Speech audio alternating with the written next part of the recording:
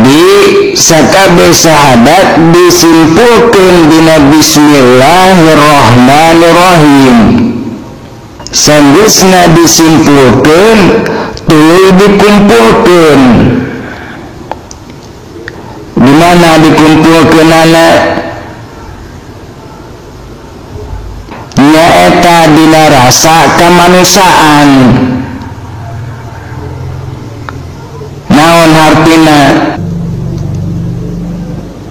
Hartina can sampurna hiji jalma dina sahadatna lamun can hirup dina rasa kamanusiaan. Ari rasa kamanusiaan teh hakikatna tina naon?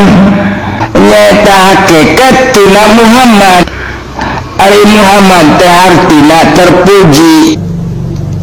Kusabab Muhammad teh artina terpuji jeung kusabab hakikat Muhammad teh aya dina wujud setiap manusia, mangka setiap manusia anu bersyahadat kudu bisa ngalahirkeun rasa Muhammad.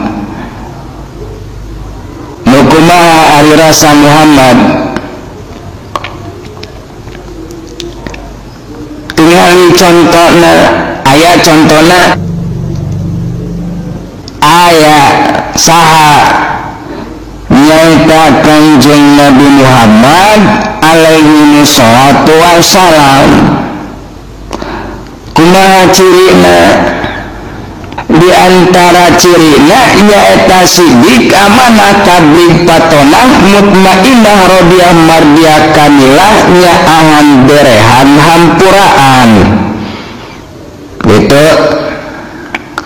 Mata setiap jalma anu bersyahadat anu bisa ngalahirkeun rasa Muhammad, mangka etalah sebagian jalma anu disebut kembali kana fitrahna.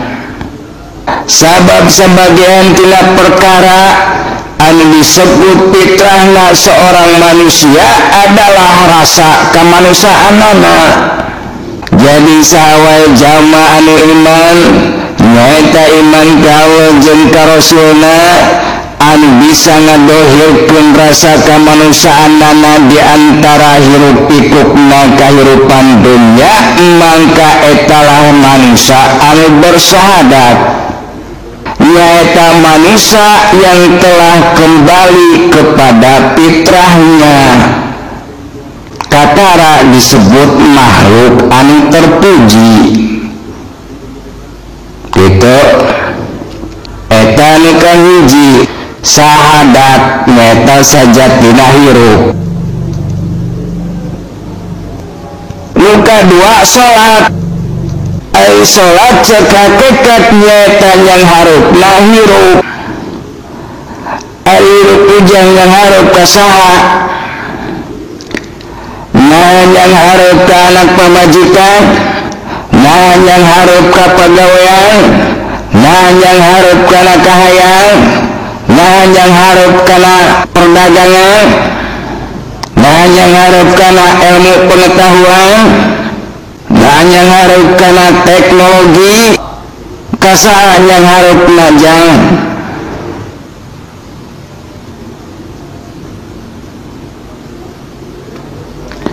Bansok dibaca ku ujang dina sholat lin.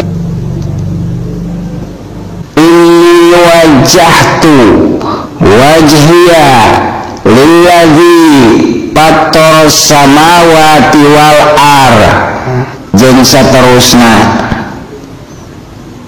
Yang harupna teh nyaeta kadat anu ngajadikeun langit jeung bumi. Saha? Allah subhanahu wa ta'ala. Ari yang harapkeun wujud jeung hirupna, apakah hanya berlaku nalika urang keur di masjid wungkul?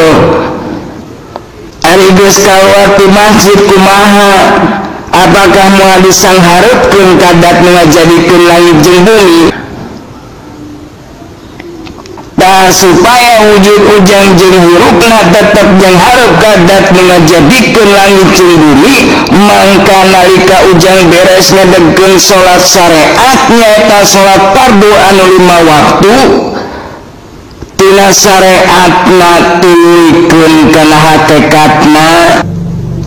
Sabab setiap ayat syariatna tangtu aya hakikatna. Penganti kana syariat, penganti kana hakikat. Sabab ujang mah manusia ari manusia nyaeta makhluk anu bersyariat sekaligus berhakikat. Syariatna manusia disebut jasmani, hakikatna manusia disebut rohani. Artina mun aya nu ngaku manusia nu migawe syariat tanpa hakikat, mangka eta lain manusia tapi bebegig. Nya kitu deui sabalikna, mun aya nu ngaku manusia migawe hakikat tanpa syariat, mangka eta lain manusia tapi jurig. Daku sabab kitu wajib ujang diperhatikeun pisaha ujang munduh ilmu. Nah hati manusia, nah hati bebegik atawa ti jurig. Nu diajar ka manusia akhirna teh jaradi manusia, nu diajar ka bebegik akhirna teh jaradi bebegik. Nya kitu deui nu diajar ka jurig akhirna teh jaradi jurig. Matak sing inget ka poe akhir. Mun ujang rek jadi manusia diajarlah ka manusia. Gitu. Ayeuna kumaha yang hareupeun hirup secara terus menerus kadat anu ngajadikeun langit jeung bumi. Carana sarua nyaeta ku salat. Ari tadi mah ujang di jero masjid, salatna teh salat syariat. Ari ayeuna mah sanggeusna ujang kaluar ti masjid, tuluykeun deui salatna nyaeta kana salat hakikat. Nyaeta tuluyan tina salat syariat. Jadi salat ujang anu 5 waktu teh geus 4 rakaat eta teh can anggeus jang aya tuluyanana. Tuluyanana teh nyaeta kana salat hakikat. Ari salat hakikat nyaeta salat anu terus menerus. Lamun cek istilah Al-Qur'an mah disebut salat daim. Pelajaran ngeunaan salat daimah tara dibahas di majlis ilmu fikih jeung lain pelajaran keur budak TK. Matak diantara kebijaksanaan para ulama baheula biasana ngayakeun 2 majlis, nyaeta majlis umum jeung majlis khusus. Matak ngeunaan di majlis umum atawa dina kitab fikih moal kapanggih. Komo zaman ayeuna mah geus langka. Mun secara literatur mah ayana ge dina naskah kuno.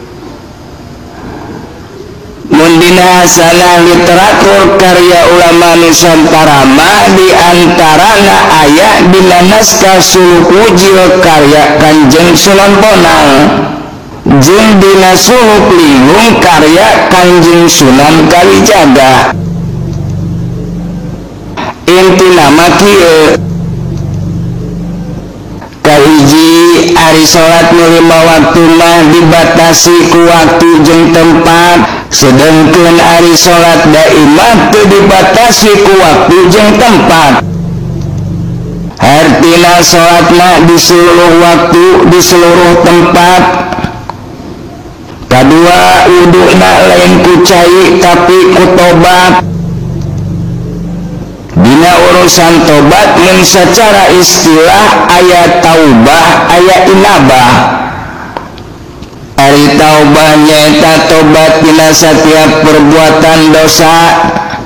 Syaratna diantarana kahiji kudu eureun tina migawe eta dosa. Kaduana kudu menyesali bahwa ujang telah migawe eta dosa. Katiluna kudu mohon pengampunan tina terjadina eta dosa. Kaopatna kudu migawe amal soleh sebagai langkah perbaikan. Eta taubah. Tuluy sanggeusna taubah taekeun kana inabah. Ari taubah mah tobatina perbuatan dosa, sedengkeun ari inabah mah nyaeta tobat tina kasalahan, tina kalalaian jeung tina kakurangan anu terjadi dina amal ibadah anu dipigawe ku ujang. Carana nyaeta melalui muhasabah, nyaeta maca diri. Di antara anu dibacana nyaeta amal-amal soleh, amal-amal ibadah anu geus dipigawe ku ujang. Contoh misalna nalika ujang merenungkan amal-amal ibadah anu geus dipigawe seperti maca Quran, maka ujang menyaksikan tuluy menyadari bahwa eta amal ibadah anu berupa maca Quran teh masih aya keneh kasalahanana, masih aya keneh kakuranganana. Misalna bacaanana teu paseh, tajwidna teu beres, teu ngarti kana hartina jeung sajabana. Dan nalika ujang menyadari kana hal eta, tuluy ujang bertobat tina eta kesalahan jeung kakurangan. Tuluy sebagai langkah perbaikan kana eta kakurangan jeung kasalahan, mangka ujang teh datang ka ajengan minta diwuruk ngaji. Sehingga kaharupna dina bab ibadah maca Quran ujang teh jadi leuwih alus tinu kamari. Ya kitu deui dina bab salat, dina bab sedekah, dina bab amal-amal ibadah nu sejenna. Ta eta ngaranna inabah. Ta taubah jeung inabah teh eta teh wuduna salat daim. Wuduna teh kitu. Jadi ari salat daim mah hadas anu kudu dibersihkeunana teh lain cai kiih, lain cai mani, lain kotoran manusia atawa kotoran binatang, tapi kadorakaan jeung kakurangan anu terjadi dina amal ibadah. Gitu. Katilu masjidna lain bangunan anu sok ujang dipake dina salat 5 waktu. Ari masjidna salat daim nyaeta hate anu mukmin, nyaeta hate anu 100% iman ka Gusti Allah. Qalbu mukmin baitullah. Nuka opat yang harupna lain yang harup ka Ka'bah, tapi yang harupna teh kadat anu kagungan Ka'bah. Nu disangharupkeunana lain awakna tapi hirupna. Nu kalima imamna lain ustad, lain ajengan, lain kiai. Imamna teh nyaeta qosad atawa himmah, nyaeta niat atawa tekad anu kuat anu bijil tina iradat rohaniyah, pikeun ngabdikeun diri kadat anu ngajadikeun jeung kagungan hirup. Sedengkeun ari makmumna nyaeta jawareh, anggota badan, panca indera, caturdria, akal jeung nafsu. Eta makmumna. Nu kagenep takbirna lain make biwir tapi make af'al. Ari af'al teh nyaeta perbuatan. Ari perbuatanana teh nyaeta tanha anil fahsya'i wal munkar. nyaeta megatkeun diri lahir jeung batin tina perbuatan keji jeung mungkar. Nuka 7 bacaanana lain maca iftitah, lain maca al-fatihah, sholawat jeung tasbih.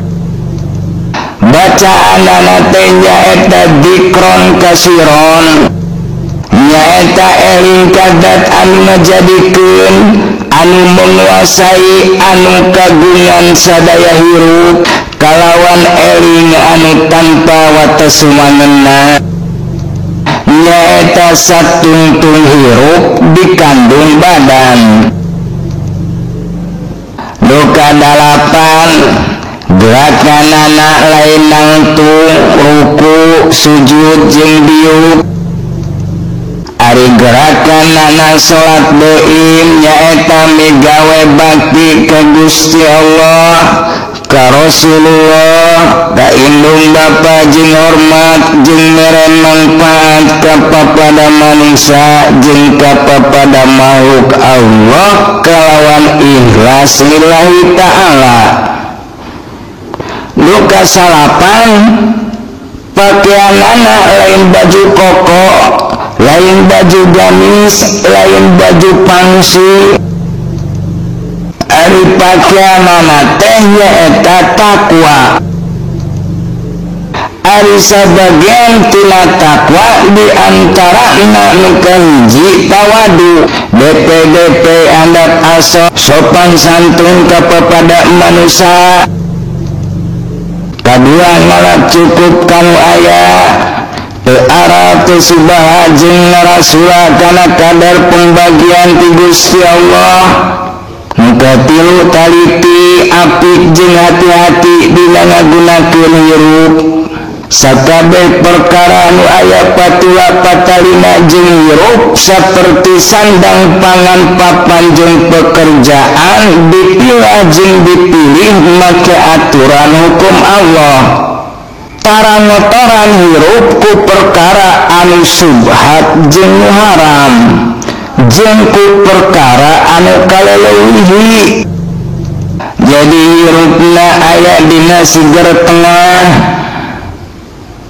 Nu terakhir salamna lain ngucapkeun assalamualaikum ka kenca jeung ka katuhu, tapi nyebarluaskeun rahmat Allah ka sadaya alam. Sebagian tina rahmat Allah anu kudu disebarluaskeun diantarana persatuan kesatuan, perdamaian persaudaraan di antara umat anu saagama jeung di antara umat anu berbeda agama. Anu saagama eta dulur ujang dina iman, jeung anu berbeda agama eta dulur ujang dina rasa kamanusiaan. Tah kitu jang eta ngaranna salat. Nyaeta yang harupna hirup. Jadi yang harup teh hirup.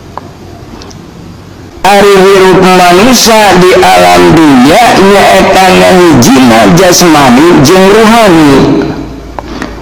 Ta salat dikitu jang sabab salat teh keur manusia.